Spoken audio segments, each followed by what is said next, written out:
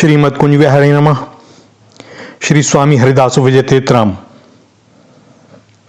भगवत प्राप्ति के लिए सत्संग बहुत आवश्यक है, किंतु सत्संग में भी बड़ी ही सावधानी की आवश्यकता है कि सत्संग करें तो किसका करें।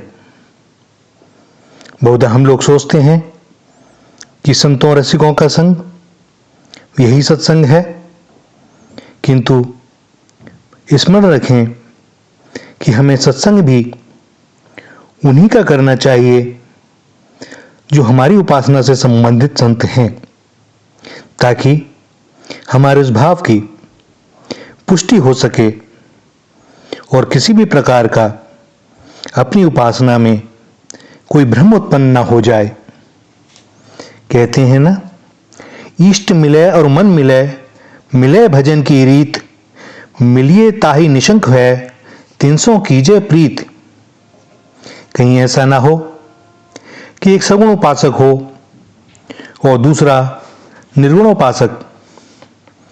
एक तो कहे कि भगवान के नेत्र अतिशय चारु चपल न्यारे, पल पिंजरा न समाते, तो दूसरा इससे शुद्ध होकर डांटते हुए कहे कि यह क्या कह रहे हो, भगवान तो बिनु पद चलई, सुनई बिनु काना, कर बिनु कर्म करई विधि नाना, तन बिनु परस नयन बिनु देखा, ग्रहई ग्रहण बिनु बास अशेषा।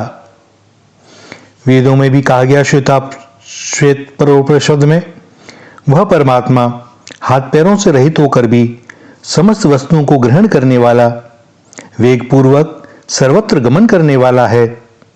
आंखों के बिना ही वह सब कुछ देखता है, कानों के बिना ही सब कुछ सुनता है। वह जो कुछ भी जानने में आने वाली वस्तुएं हैं उन सबको जानता है, परंतु उस परमात्मा को जानने वाला कोई नहीं है। उन्हें ही महान आदि पुरुष कहते हैं। इस बारे में एक दृष्टांत है, उसका सदैव स्मरण रखें। दो मित्र थे, गुरुकुल में साथ साथ पढ़ते थे। अध्ययन समाप्त होने पर दोनों के मन में वैराग्य हो गया।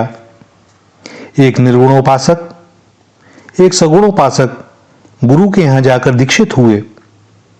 कुछ समय के उपरांत दोनों मिले। परस्पर दोनों में उपासना संबंधी बातें हुई। एक ने अपने को दासोहम कहा और दूसरे ने अपने को सोहम कहा। दासोहम वाले मित्र ने सोहम वाले को अपनी उपासना की श्रेष्ठता समझाते हुए उसे भी दासोहम का ही अनुसंधान करने को कहा, परंतु उस मित्र ने गुरु मंत्र का परित्याग न करने में जब अपने को विवश बताया, तब उन्होंने कहा कि मंत्र तो श्री सद्गुरुदेव का ज्यों का त्यों रहने दो, मेरी ओर से तो तुम दा अक्षर और जोड़ लो। उस मित्र ने अपने मित्र की यह बात मान ली। दासोहम रटते हुए श्री गुरुजी के पास गया। जब श्री गुरुजी को समस्त वृत्तांत मालूम हुआ और यह भी मालूम हुआ कि यह मित्र के द्वारा प्राप्त दाक्षर को निकालने के लिए अब प्रस्तुत नहीं है, तो गुरुजी ने आग्रह कर अपनी ओर से स अक्षर और जोड़ लेने को कहा। अब मंत्र सदासोहम हो गया।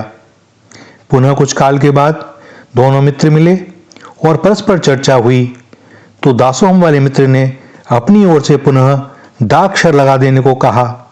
तो अब मंत्र हो गया दास दासोहम।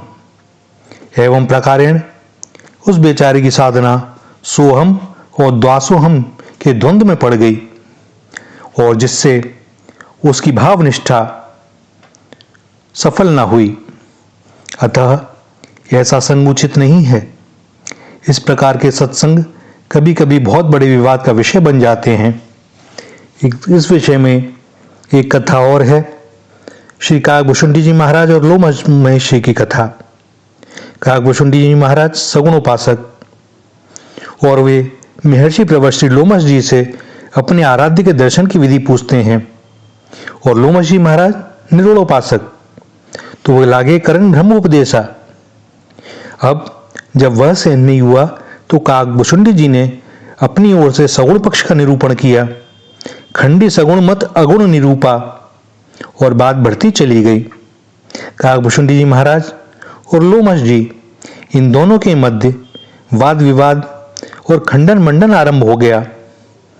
काकभूषुंडी जी कहते हैं, तब मैं निर्गुण मत करी दूरी, सगुण निरूपू करी हट भूरी। परिणाम वही, उत्तर प्रत्युत्तर में कीना, मुनि तन भय क्रोध के चीना। और बात इतनी बढ़ गई कि लोमश जी महाराज बहुत क्रोधित हो गए और उस क्रोध के वशीभूत होकर उन्होंने श्री काकभूषुंडी जी को काग होने का श्राप दे डाला। कहते हैं ना कि चौबे जी गए छब्बे होने, हो गए दूबे। श्री काकभूषुंडी जी महाराज बड़े प्रेम से श्री लोमश जी ऋषि के पास गए थे अपने आराध्य के दर्शन की विधि पूछने, और हो गए ब्राह्मण से काग। अतः स्मरण रखें कि भाव विरोधी सत्संग से बचें। जहां अपनी भाव की पुष्टि होती हो, ऐसे ही संतों रसिकों का संग करें, ताकि भगवत प्राप्ति शीघ्रता शीघ्र हो सके। श्री राधा श्री राधा श्री राधा।